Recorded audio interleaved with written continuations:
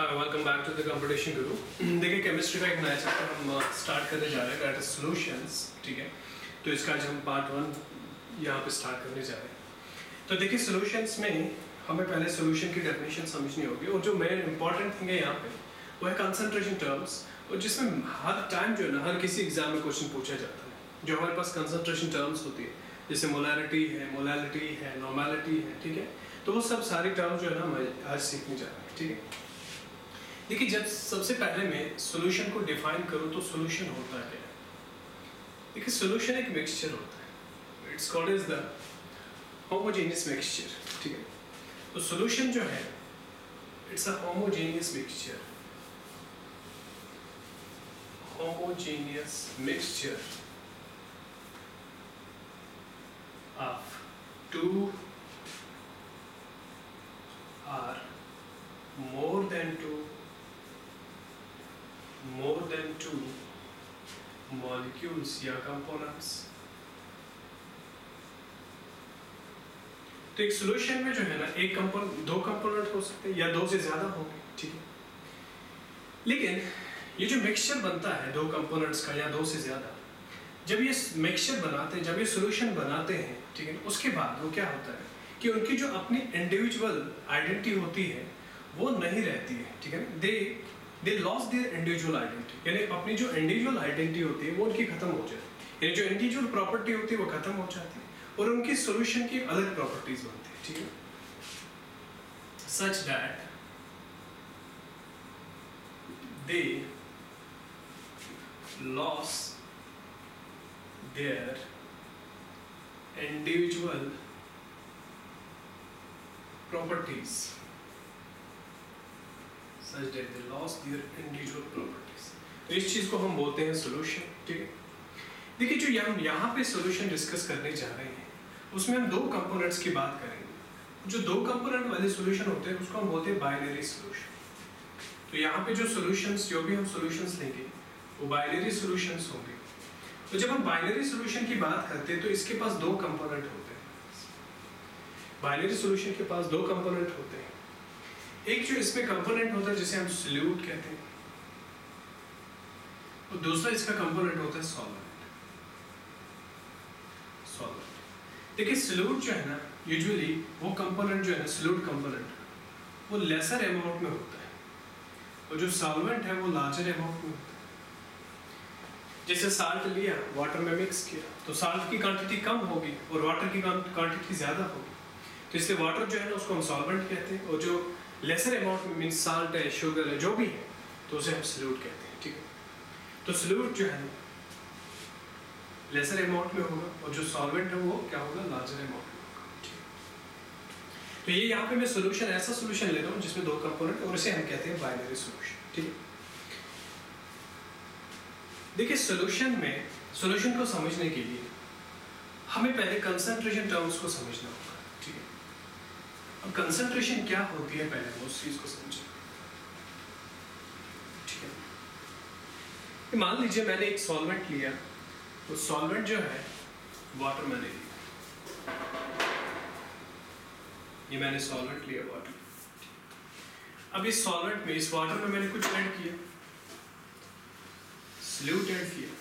ठीक है, अब यहाँ पे अगर हम एक यूनिट वॉल्यूम लें, यूनिट वॉल्यूम में, इस यूनिट वॉल्यूम में हम देखेंगे कि इस सॉल्यूट का कितना अमाउंट होगा, वही इसका कंसंट्रेशन होगा। ठीक है, तो कंसंट्रेशन बेसिकली क्या है, it's the amount of solute per unit volume of the solvent, per unit volume of the solvent.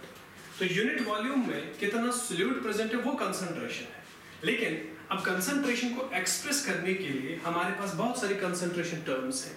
ठीक है ना, तो जिनको हम यहाँ पे डिस्कस करने जा रहे हैं। ठीक है, तो कंसंट्रेशन क्या है, it's amount of solute per unit volume of the solvent. ठीक है, तो जो कंसंट्रेशन को मेजर करने के लिए हमारे पास कंसंट्रेशन टर्म्स होंगी।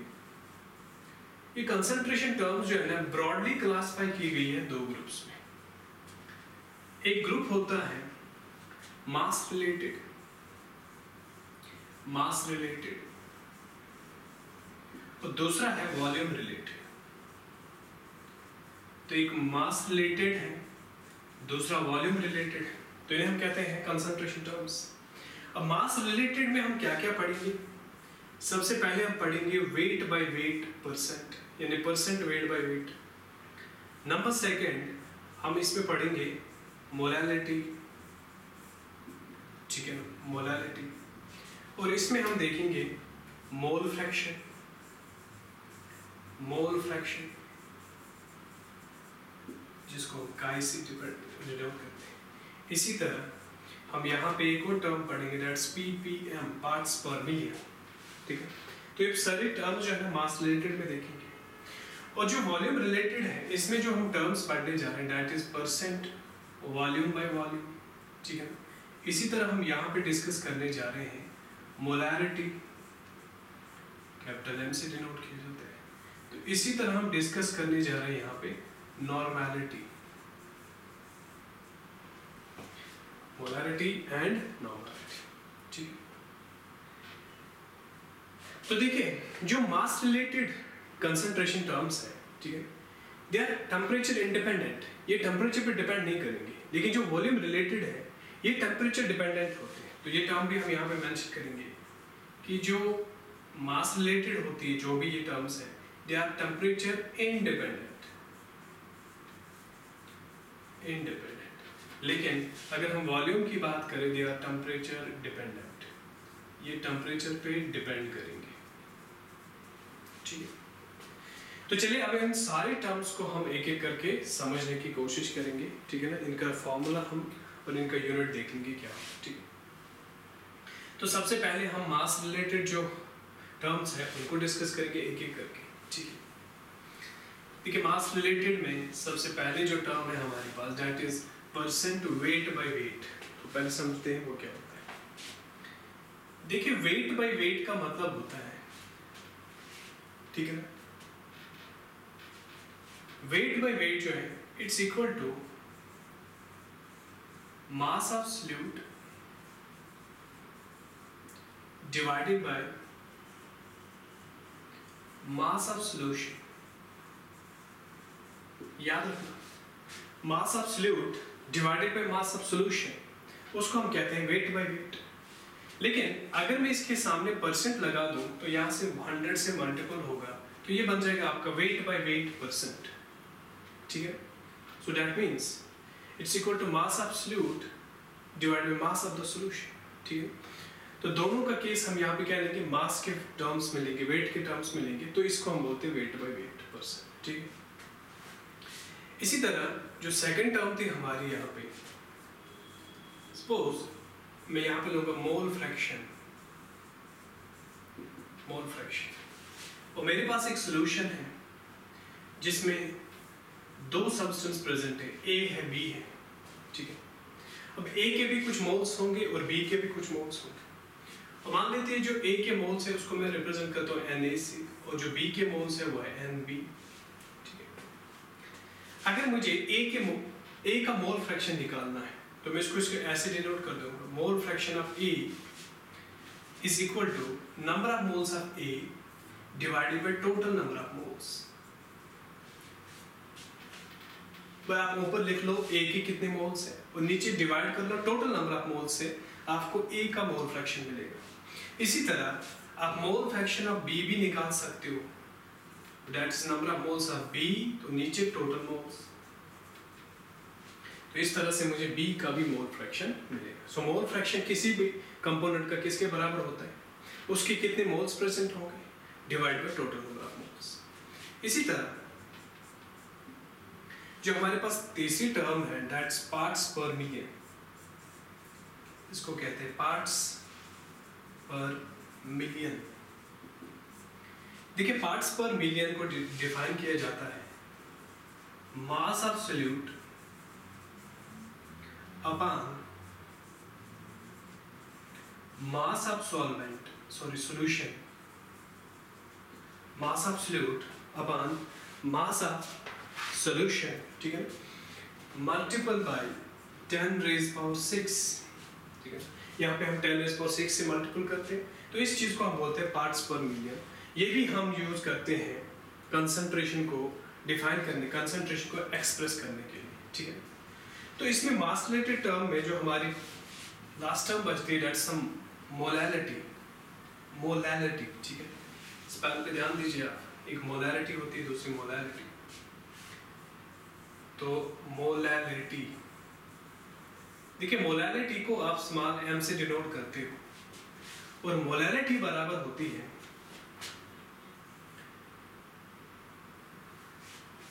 It's a mass of the solute, sorry,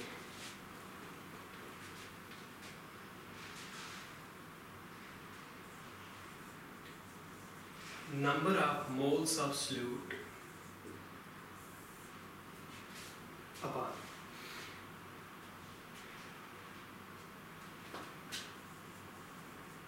mass of solvent in kg। इसमें आपको याद रखना होगा the number of moles of solute, ठीक है, upon the number of mass of the solvent in kg। But यहाँ पे जो सॉल्वेंट का आपको मास लेना होगा वो kg के फॉर्म में लेना होगा, ठीक है। तो कहीं ना कहीं इसका फॉर्मूला जो है नंबर ऑफ मोल्स को हम n से डिनोट करते हैं, ठीक है ना, डिवाइड बाय सॉल्वेंट जो है ना वो आपको kg में लेना होगा, जो सॉल्वेंट है वो kg में लेना होगा और ऊपर जो सॉल्यूट है उसके नंबर ऑफ मोल्स। तो इससे आपको क्या मिलेगी, मोलैरिटी मिलेगी। तो कहीं ना कहीं इसका जो यूनिट बनेगा दैट्स मोल पर kg, दैट्स मोल पर kg, ठीक है। तो ये मोलैरिटी है। तो इससे जो मास रिलेटेड टर्म्स है वो सारे क्लियर हुए, ठीक है। अब जो हम आते हैं वॉल्यूम रिलेटेड, तो वॉल्यूम रिलेटेड जो टर्म्स है हमारे पास, वॉल्यूम रिलेटेड, उसमें पहली टर्म है percent volume by volume. Percent volume by volume का मतलब होता है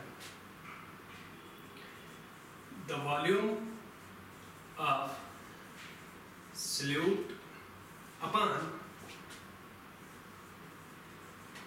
volume of solution, volume of solute upon volume of solution, इसको हम बोलते हैं परसेंट वॉल्यूम बाय वॉल्यूम। देखिए इसका मतलब ये हुआ, अगर आपसे कभी पूछा जाएगा कि 21%, मान लेते किसी का the oxygen is present, there is 21% of the oxygen, तो इसका मतलब ये हुआ इट इज 21 ml पर 100 ml, ठीक है ना। तो इस तरह से हम ये परसेंटेज जो है ना एक्सप्रेस करते हैं, ठीक है। तो it's percent volume by volume. इसी तरह नंबर सेकंड केस जो है ना यहाँ पे दैट इज मोलैरिटी। देखिए मोलैरिटी को हम कैपिटल M से डिनोट करते हैं और मोलैरिटी को हम लिखते हैं सिंपली N/V, लेकिन जो वॉल्यूम है वो लीटर्स में होना चाहिए। यानी इसका मतलब ये हुआ, ये बराबर है number of moles of solute upon volume, volume of solution in litres. याद रखना अगर आपको ml में होगा तो उसको पहले आपको लीटर में कन्वर्ट करना होगा, तब जाके आप ले सकते हो, क्योंकि जो वॉल्यूम है आपको वो लीटर में लेना है, आपको वो ml में नहीं लेना है, ठीक है ना। तो this is the definition of what, the molarity. कभी कभी हम मोलैरिटी में क्या करते हैं, अगर आपके पास 1 मोलर सॉल्यूशन है हम सिंपली उसको बोलते हैं मोलर सॉल्यूशन, मोलर। तो अगर 2 मोलर का है तो we call it as a bimolar, ठीक है ना। अगर मोलैरिटी हाफ है यानी m/2 तो हम इसको बोलते हैं सेमी मोलर, सेमी मोलर। तो ये कुछ टर्म्स हम कॉमनली यूज करते हैं इन चीजों के लिए, ठीक है। That's molar, bimolar and semi molar, ठीक है। ठीक, इसके बाद जो हमारी वॉल्यूम रिलेटेड टर्म है दैट इज द नॉर्मैलिटी। तो नॉर्मैलिटी के लिए हमें कुछ चीजें समझनी होगी, ठीक है। तो पहले डेफिनेशन लिखते हैं कि नॉर्मैलिटी बराबर किसके होती है। देखिए नॉर्मैलिटी को कैपिटल N से डिनोट करते हैं और नॉर्मैलिटी बराबर होती है number of,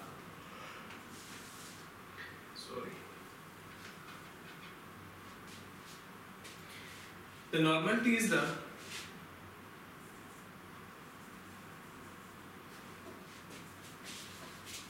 gram equivalent, the gram equivalent, हम ऐसे लिख सकते हैं number of gram equivalent of solute to the volume of the solution,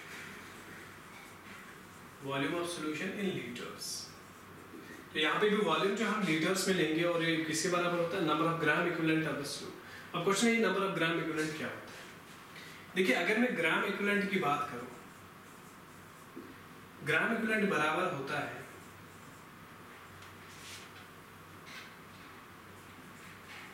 mass upon equivalent weight, mass upon equivalent weight. अब इसमें भी टर्म है कि इक्विवेलेंट वेट क्या होता है। देखिए इक्विवेलेंट वेट जो है वो क्या होता है, इक्विवेलेंट वेट होता है मॉलिक्यूलर वेट अपॉन एक्स। अब क्वेश्चन है ये एक्स क्या है।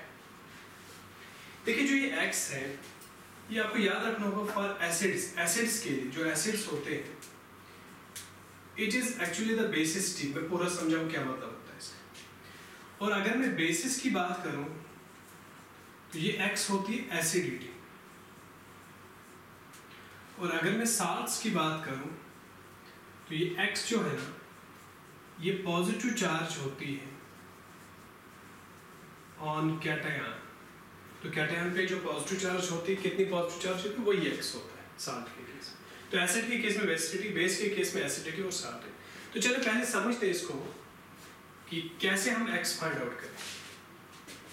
देखिए अगर मैं यहाँ पे एक एसिड ले रहा हूँ HCl, आपको पता है जब ये डिसोसिएट होगा तो ये आपको H पॉजिटिव देगा और Cl नेगेटिव देगा।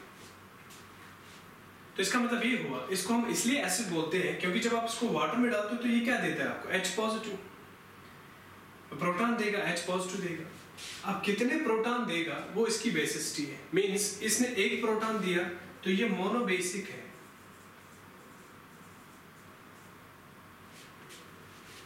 ठीक है, ओके, क्योंकि इसकी बेसिसिटी क्या है, 1, ठीक है, बेसिसिटी क्या है, 1 है। तो इसका मतलब ये हुआ यहाँ पे एक H मिला तो ये मोनोबेसिक, इसने एक H पॉजिटिव दिया। इसी तरह अगर मैं H2SO4 की बात करूं तो जब ये डिसोसिएट होगा आपको इस तरह से मिले कि यहाँ पे 2 प्रोटॉन मिले तो इसकी बेसिसिटी 2 है, ठीक है। तो अगर आपको इक्विवेलेंट वेट किसी एसिड का निकालना है, किसी एसिड का अगर आपको इक्विवेलेंट वेट निकालना है, फॉर एग्जांपल अगर मैं H2SO4 की बात करूं, अगर हमें इसका इक्विवेलेंट वेट निकालना है, हमें पता है इसका मॉलिक्यूलर वेट तो निकालना इजी है। देखिए हाइड्रोजन, एक हाइड्रोजन का मॉलिक्यूलर वेट 1 तो 2 × 1 प्लस सल्फर का 32 प्लस 4 ऑक्सीजन का होगा 16 × 4 तो ये ऑलमोस्ट 98 आ जाएगा। तो इक्विवेलेंट वेट जो इसका आएगा वो 98 होगा, यानी मॉलिक्यूलर वेट, क्योंकि इक्विवेलेंट वेट मैंने अभी कहा it's molecular weight divide by x, और एक्स मुझे पता है ये डाइबेसिक है यानी 2 प्रोटॉन देगा तो डिवाइड बाय 2। तो जब हम 2 से इसको डिवाइड करेंगे तो 49 आ जाएगा। तो 49 जो है इसका इक्विवेलेंट वेट है, ठीक है। तो आई होप ये आपको क्लियर हुआ यहाँ पे कि एसिड के केस में हम इक्विवेलेंट वेट कैसे निकालें। देखिए अगर मैं बेस की बात करूं तो बेस में आपको याद रखना होगा बेसिसिटी। अब क्वेश्चन है बेसिसिटी क्या होती है। देखिए अगर मैं यहाँ पे एक बेस लेता हूँ NaOH, तो जब ये डिसोसिएट होगा तो आपको Na positive plus OH negative देगा। देखिए जो हमें OH नेगेटिव देता है एक्वस सॉल्यूशन में उसे हम बेस कहते हैं। अब भाई 1 दे रहा है तो इसकी एसिडिटी 1 है, अगर 2 देगा तो एसिडिटी 2 है, अगर 3 देगा तो ट्राई एसिडिक, ठीक है। तो इसका मतलब ये हुआ जो एसिडिटी है ना, जो एसिडिटी है it is number of OH negative released. कितने OH नेगेटिव देगा वही एसिडिटी है, और बेसिसिटी का मतलब है number of H positive given. कितने H पॉजिटिव देगा वो एसिडिटी है, बेसिसिटी है, और कितने OH नेगेटिव देगा तो वो एसिडिटी, ठीक। अब अगर मैं साल्ट की बात करूं, साल्ट की बात करूं, देखिए साल्ट में मैंने पहले कहा था फॉर एग्जांपल मेरे पास एक साल्ट है NaCl, अगर मैं इसको डिसोसिएट करूं तो आपको Na पॉजिटिव Cl नेगेटिव मिलेगा। यहाँ पे साल्ट के केस पे आपको सिर्फ कैटायन को देखना पड़ेगा। तो कैटायन हमारा ये है और इस पे चार्ज कितनी है 1, तो यहाँ पे टोटल चार्ज जो है दैट्स 1 प्लस 1, तो इसका जो x का वैल्यू है दैट्स 1, दैट इज 1। वहीं पे मान लीजिए मैंने कोई और साल्ट लिया Na2CO3 बाई सोडियम कार्बोनेट। जब ये डिसोसिएट होगा तो मुझे इस तरह से ट्वाइस Na पॉजिटिव कुछ और मिलेगा, Na छोड़ उसको। लेकिन कैटायन को देख लीजिए आप, इस बार जो कैटायन है उस पे चार्ज 1 है, लेकिन आपको 2 कैटायन है, तो एक पे चार्ज 1 है, 2 पे कितनी होगी 2 × 1, तो यहाँ पे +2 चार्ज है टोटल चार्ज, ये ख्याल रखना होगा आपको। तो यहाँ पे जो x का वैल्यू होगा वो कितना होगा, दैट्स इक्वल टू 2, ठीक है। तो अगर मैं यहाँ पे इसका इक्विवेलेंट वेट निकाल दूँ, देखिए इसका इक्विवेलेंट वेट जो है मॉलिक्यूलर वेट, तो सोडियम का दैट्स 23 × 2 क्योंकि 2 है यहाँ पे, प्लस कार्बन का होगा 12 प्लस ऑक्सीजन का 16 और यहाँ पे 3 है तो 16 × 3 डिवाइडेड बाय चार्ज कितना है यहाँ पे 2। जब आप इसको सॉल्व करोगे तो यहाँ पे आपको इक्विवेलेंट वेट होगा, ठीक है। तो आई होप मैं फिर से नॉर्मैलिटी पे वापस आ जाऊंगा कि अगर आपको किसी की नॉर्मैलिटी फाइंड करनी है तो आपको पता होना चाहिए आपको क्या चाहिए, ग्राम इक्विवेलेंट। और ग्राम इक्विवेलेंट कैसे मिलेगा आपको, जो मैंने अभी कहा था, that's mass upon equivalent weight. और इक्विवेलेंट वेट मैंने इंपॉर्टेंट है जो आपको पहले फाइंड आउट करना, और इक्विवेलेंट वेट बराबर होता है मॉलिक्यूलर वेट अपॉन x, और x में आपको दिया गया होगा एसिड है, बेस है, क्या है, ठीक है। अब जरा देख लीजिए यहाँ पे एक स्पेशल केस में बता दूंगा, H3PO4 H3PO2 H3PO3 and H3PO2, ये 3 चीजें मैं यहाँ पे ले रहा हूँ। कभी कभी बच्चा कंफ्यूज होता है कि यहाँ पे 3 हाइड्रोजन, तो ये 3 हाइड्रोजन देगा, तो वो सब की जो बेसिसिटी है ना क्या लेता है 3 लेता है, बट ऐसा नहीं है। इसमें बेसिसिटी आपको 3 मिलेगी, इसमें आपको 2 मिलेगी और इसमें आपको सिर्फ 1, ठीक है। देखिए स्ट्रक्चर पे डिपेंड करता है, स्ट्रक्चर पे डिपेंड करता है। अगर मैं इसका स्ट्रक्चर बना दूं, it's p double bond of, इसने एक बॉन्ड तो डबल बॉन्ड ऑक्सीजन के साथ बना, अब कितने ऑक्सीजन बचे 3, और ये तीनों हाइड्रोजन जो है इन ऑक्सीजन के साथ अटैच होंगे। देखिए ये वाला बॉन्ड जो है ना, जो ऑक्सीजन और हाइड्रोजन के बीच में है, ये वीक बॉन्ड है, क्योंकि ऑक्सीजन इलेक्ट्रोनेगेटिव तो अपनी तरफ इलेक्ट्रॉन को खींचेगा, तो ये बॉन्ड जो है ना वीक हो जाएगा। तो ये बॉन्ड सारे वीक है, तो 3 हाइड्रोजन जो रिमूव होंगे। लेकिन अगर हम इसका स्ट्रक्चर देखिए, इसका स्ट्रक्चर जो है ना इस तरह से बनेगा, अब 2 ऑक्सीजन रहे लेकिन 3 हाइड्रोजन है। अब देखिए यहाँ पे एक हाइड्रोजन डायरेक्ट फास्फोरस के साथ अटैच है, और यहाँ पे इतनी इलेक्ट्रोनेगेटिव डिफरेंस नहीं है, इसलिए ये बॉन्ड स्ट्रॉन्ग होगा।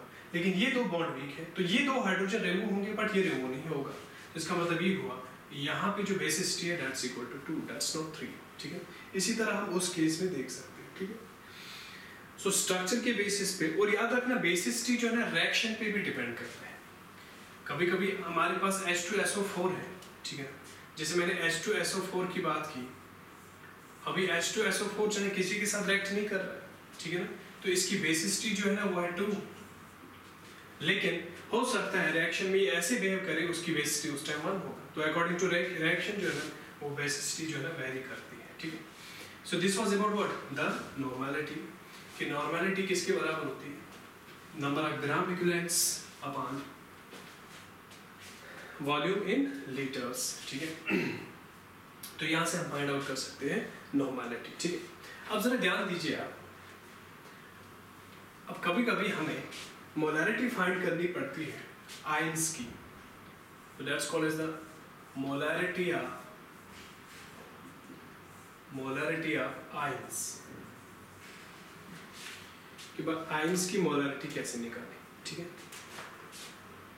देखिए इसको हम ऐसे समझेंगे कि अगर मेरे पास एक क्वेश्चन है कि आपके पास Na2CO3 है, आपको दिया गया इसका मास है 53 ग्राम्स, इसका मास दिया कितना 53 ग्राम्स, ठीक है। और कहा गया जो वॉल्यूम है यहाँ पे दैट्स 500 ml, वॉल्यूम दिया गया 500 ml।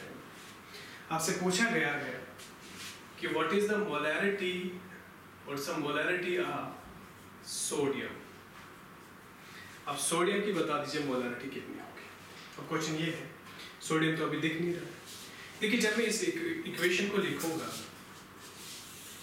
तो ये इक्वेशन जो है जब सोडियम कार्बोनेट डिसोसिएट होगा तो आपको इस तरह से सोडियम मिलेगा और कार्बोनेट आयंस मिलेंगे।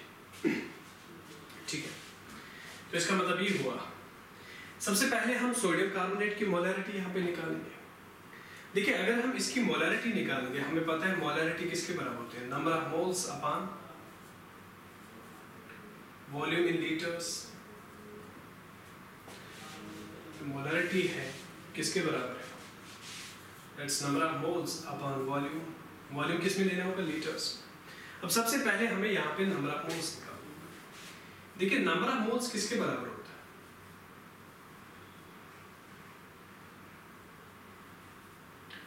Its mass upon molecular weight. Sorry,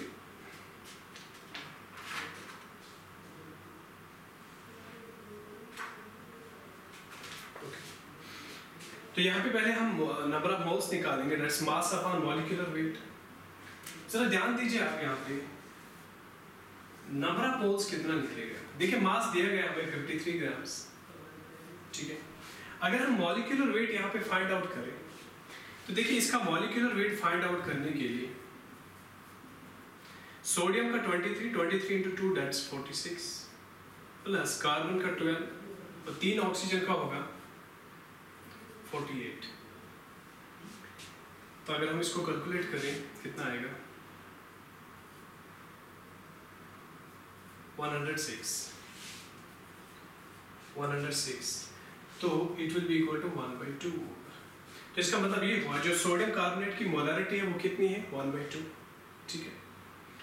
अब क्वेश्चन ये है हमें यहाँ पे सोडियम की मोलैरिटी निकालनी है। किसकी, सोडियम की मोलैरिटी। मान लीजिए अगर मैंने ये 1 मोल लिया तो ये कितने मोल बने 2 मोल, और ये कितने मोल बने, यहाँ पे मोलैरिटी बनना नहीं चाहिए कुछ,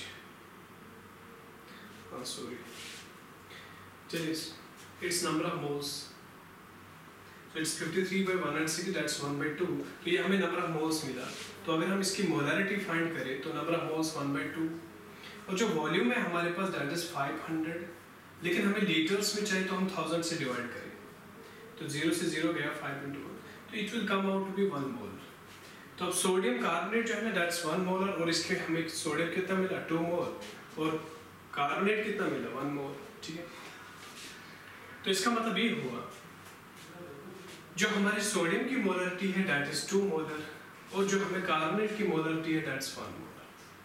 तो आयंस का जो मोलैरिटी निकालनी है तो आपको रिएक्शन पता होनी चाहिए, और रिएक्शन से ही आप फाइंड आउट कर सकते हो क्या, मोलैरिटी, ठीक है ना। तो इस तरह से हम मोलैरिटी निकाल सकते हैं किसकी, आयंस की। दूसरा होता है मोलैरिटी ऑफ द डाइल्यूशन, कि जब आप किसी सॉल्यूशन को डाइल्यूट करोगे तो वहां पे मोलैरिटी कैसे फाइंड आउट करोगे, वो जरूरी है। The molarity of dilution, molarity of dilution। देखिए मोलैरिटी का आप डाइल्यूशन के लिए आपको एक इक्वेशन याद रखनी होगी, M1V1 is equal to M2V2। ये इनिशियल मोलैरिटी या फाइनल, ये इनिशियल वॉल्यूम है, फाइनल वॉल्यूम है, ठीक है ना। तो इस तरह से इस इक्वेशन को यूज करके हम डाइल्यूशन के केस में हम इसकी मोलैरिटी फाइंड आउट कर सकते हैं, ठीक है। इसी तरह अगर मैं 2 सॉल्यूशंस को मिला दूं और मुझे दोनों सॉल्यूशंस का मोलैरिटी चाहिए, ठीक है, तो उसके लिए आपको याद रखना होगा यानी मोलैरिटी ऑफ सॉल्यूशन, जो 2 सॉल्यूशन का बना होगा, ठीक है। मोलैरिटी ऑफ मिक्सचर आधा लिखेंगे, मिक्सचर, तो उसकी जो मोलैरिटी होगी दैट्स M1V1 प्लस M2V2, यानी एक सॉल्यूशन की मोलैरिटी या दूसरे सॉल्यूशन की मोलैरिटी है upon total volume V1 plus V2। तो इस तरह से आपको मोलैरिटी मिलेगी किसकी, मिक्सचर की, ठीक है।